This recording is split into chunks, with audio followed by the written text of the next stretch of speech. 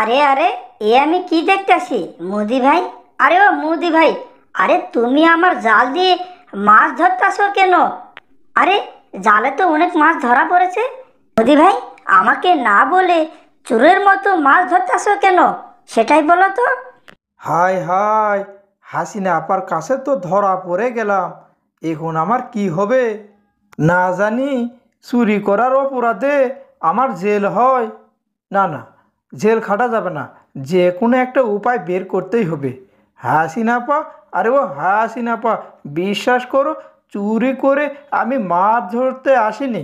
আমার জমি পানিতে ডুবে গেল নাকি তা দেখার জন্য এসে দেখি তোমার জালে প্রচুর মাছ ধরা পড়েছে, এবং মাছগুলো এমনভাবে লাফালাফি করতেছিল যেন জাল থেকে সব বের হয়ে যাবে। হাসিনা আপা, বিশ্বাস করো, তোমার জালে ধরা পড়া মাছ আটকানোর জন্যই আমি জাল থেকে মাছ খলের মধ্যে রেখেছি। তোমার এমন মহৎ কাজ করার পরও যদি বলো আমি তোমার মাছ চুরি করতে এসেছি, তাহলে আমার করার কিছুই নেই। আরে মোদি ভাই তো ঠিক কথাই বলেছে। সে তো সত্যি সত্যি আমার মাছ চুরি করেনি। মোদি ভাই, আরে ও মোদি ভাই, তোমার সম্পর্কে না জেনে অযথা তোমাকে চোরের অপবাদ দিয়েছি। মোদি ভাই, আমাকে মাফ করে দিও।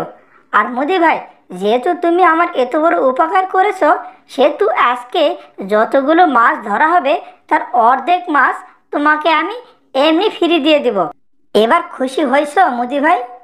যাকবারে, একটু টেকনিক করার জন্য হাসিনার হাত থেকে বেঁচে গেলাম। আজ থেকে আমি নিয়ত করলাম জীবনে বেঁচে থাকতে আর কোনোদিনও চুরি করব না। সম্মানিত ভিউয়ার্স, ভিডিওটি আপনাদের কেমন লেগেছে তা কিন্তু অবশ্যই কমেন্ট বক্সে লিখে জানাবেন। আর ভিডিওটি যদি ভালো লেগেই থাকে তাহলে চ্যানেলটি সাবস্ক্রাইব করবেন। এতক্ষণ পর্যন্ত দেখার জন্য আপনাদেরকে ধন্যবাদ। ভালো থাকবেন।